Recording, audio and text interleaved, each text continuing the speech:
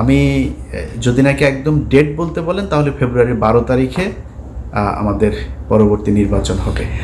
আপনাদেরকে আগেই আমার ঠিক আগের ভিডিওটাতে আপনাদের জানানো হয়েছিল যে ডক্টর মোহাম্মদ ইউনূস এবং তারেক রহমানের যেই বৈঠকটি, এই বৈঠকটিতে আসলে অনেকেই ক্রেডিট নেবার চেষ্টা করেছেন ওনার মাধ্যমে। আসলে ডক্টর মোহাম্মদ ইউনূসের বৈঠকটা ডক্টর মোহাম্মদ ইউনূস নিজে চেয়েছেন এবং তারেক রহমানকে সেই প্রপোজাল দেওয়া হয়েছে।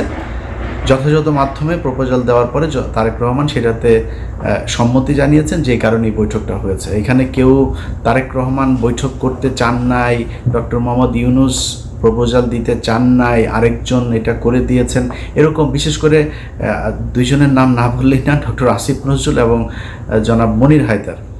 তো এনাদের চরিত্র সে আগে থেকেই, আপনাদের একটা বিষয় জানায় রাখি যে এরা হচ্ছে দ্বিমুখী সাপ।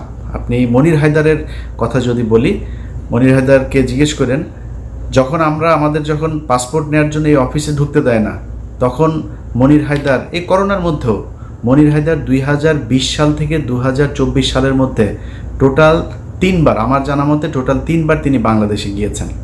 এর মধ্যে একবারের বিষয়টা আমি জানার পরে আমি আর কনক ভাই ওনার সাথে দেখা হলো, তো জিজ্ঞেস করলাম যে ভাই দেশে গিয়েছিলেন শুনলাম, বসে তো আমরা বললাম যে আপনি গেলেন কীভাবে, সমস্যা হয় নাই কোনো?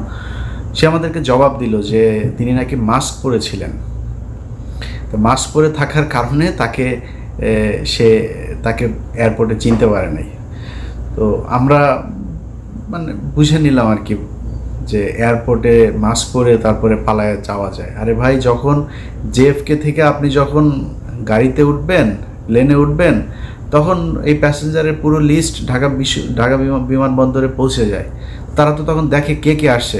আমি ইলিয়াস যদি যাই, আমি কনক স্যার যদি যাই, তো সাথে সাথে লোকজন নিয়ে হাজিরায় ধরার জন্য আসো, ডিজিএফআই, এনএসআই, এসবিডিবি, সিআইডি, পুলিশ যা আছে সব এসে হাজির হয়ে যাবে ধরার জন্য।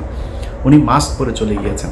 তো মনির হায়দার একজন ডিজিএফআইয়ের খুবই প্রশিক্ষণপ্রাপ্ত এবং খুব সুদীর্ঘকালীন ধরে তিনি ডিজিএফআইয়ের সোর্স হিসাবে কাজ করেন।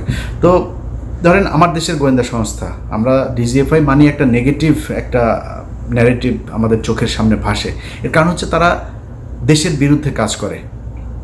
তাদের কাজ হলো ভারতীয় গোয়েন্দা সংস্থা ভারতের কোনো আমাদের দেশে করে কিনা, তারা ভারতের বিরুদ্ধে কে কাজ করে তাদেরকে ধরে নিয়ে তারা গুম করে।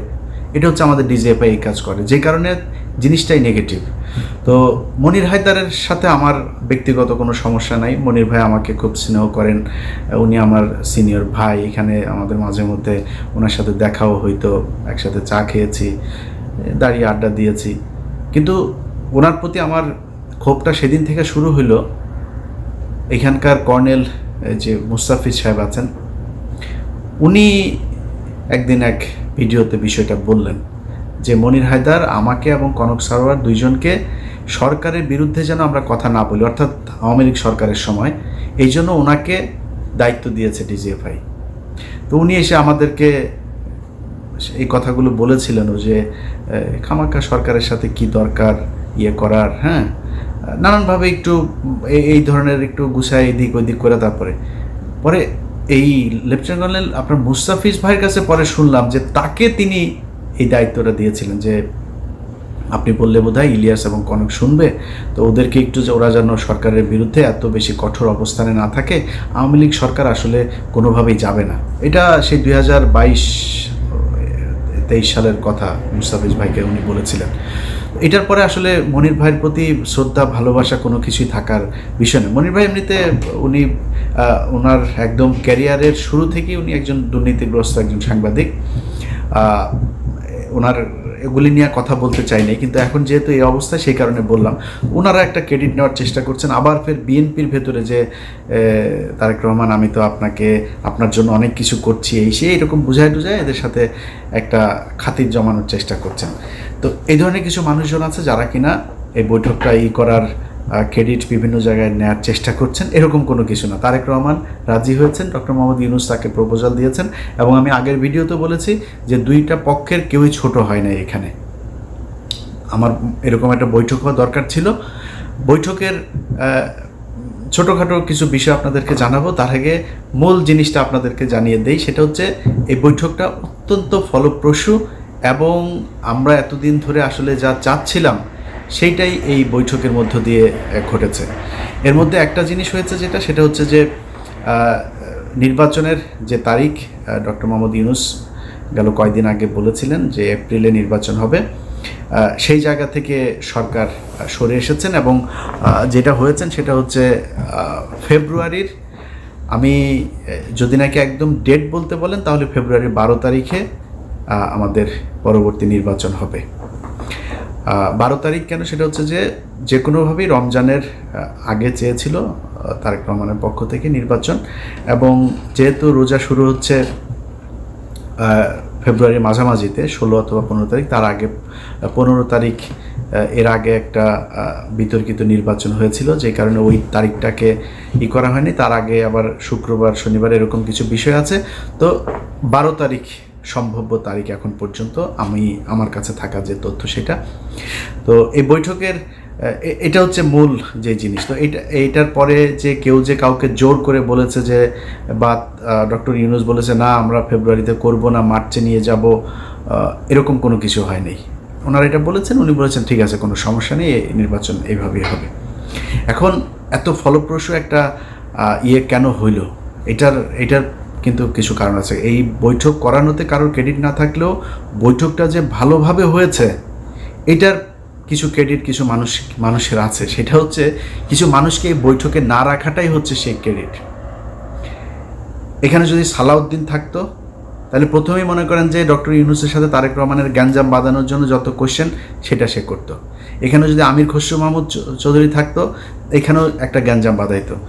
গণমাধ্যমে এসছে, এখানে ছিলেন আপনার আমির খসরু মাহমুদ চৌধুরী, তারপরে জনাব খলিলুর রহমান, এরপরে হচ্ছে শফিকুল আলম, আরও বোধহয় এসে হচ্ছে হুমায়ুন কবির নামে একজনের নাম এসছে। আচ্ছা, এরা সবাই ছিলেন। এই কথাটা সত্য কথা না।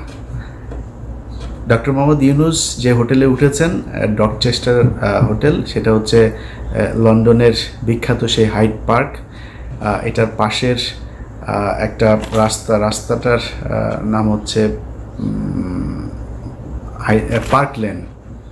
পার্ক লেনের উপরে সেই হোটেলটা। এই হোটেলে যেখানে আপনার বৈঠকটা হওয়ার কথা ছিল একটা মিটিং রুমে, কিন্তু ডক্টর মোহাম্মদ ইউনূস সেই রুমে করেন নাই। তিনি বলেছেন যে আমি ওনাকে আমার সুইটের ভেতরে নিয়েই তারপরে আমরা কথা বলবো। খুবই আন্তরিকতা দেখিয়েছেন, একদম নিজের রুমে নিয়ে তারপরে সেখানে তারা কথা বলেছেন। এবং এর আগের কিছু জিনিস আপনারা এরই মধ্যে জেনেছেন যে তারেক রহমান বেগম খালেদা জিয়ার সালাম পৌঁছে দিয়েছেন, দুজনের কুশল বিনিময় করেছেন। তারেক রহমান ওনাকে বলেছেন আপনি এখানে এসেছেন, এটা অনেক সুন্দর জায়গা, হাঁটতে গিয়েছিলেন কিনা, এই ধরনের আলাপ টালাপও হয়েছে। এরপরে ওইখানে যেই সুটটাতে বসে আপনার বৈঠকটা হয়, সেখানে প্রথমে এই যে 4 জনের নাম বললাম আমি, শফিকুল আলম, খলিলুর রহমান, আমির খসরু মাহমুদ চৌধুরী এবং হুমায়ুন কবির, ওনারা ছিলেন ওইটাতে। এটা সত্যি কথা, ওনারা ছিলেন। এবং ওনাদেরকে ঠিক 10 থেকে 15 মিনিটের মাথায় ওনাদেরকে চলে যেতে বলা হয় এবং ওনারা চলে যান। চলে যাওয়ার পরে 1 ঘন্টা 15 মিনিট জনাব তারেক রহমান এবং ডক্টর ইউনূস একটা বৈঠক করেছেন। সেখানে কেউ ছিল না, একজন মানুষও ছিল না। এটা যেসব গণমাধ্যমে বলার চেষ্টা করা হচ্ছে, এটা কিছু কারণ আছে বলার। ধরেন আমির খসরু মাহমুদ চৌধুরী এখন মানে বোঝানোর চেষ্টা করবেন যে তাকে তারেক রহমান পাশে নিয়ে বসে তারপর ইউনূসের সাথে বৈঠক করেছেন, এটা একটা ব্যাপার। আরও কিছু জায়গায় মানে ওই না জেনে তারপরে এই খবরগুলো ছড়ানো হয়েছে, এরকম কোনো কিছু ঘটে নাই। তো যাই হোক, আমার কথা হচ্ছে যে যেইভাবেই হোক, এই যে 2 জন মানুষ আপনার শুক্রবার লন্ডন সময় সকাল 9টা থেকে যে বৈঠকটা তারা করেছে, সেই বৈঠকের মধ্যে আমরা বাংলাদেশের মানুষ যা চেয়েছি সেটা হয়েছে। এটাই হচ্ছে সবচাইতে বড় বিষয়, আমরা এটাই চেয়েছি। এখানে কে কিভাবে কি বললো না বললো, আমার মনে হয় এগুলো করেও আবার এই তারেক রহমান এবং ডক্টর ইউনূসের মধ্যে একটা দ্বন্দ্ব তৈরি করার এই কৌশল অবলম্বন করে আমার মনে হয় লাভ হবে না।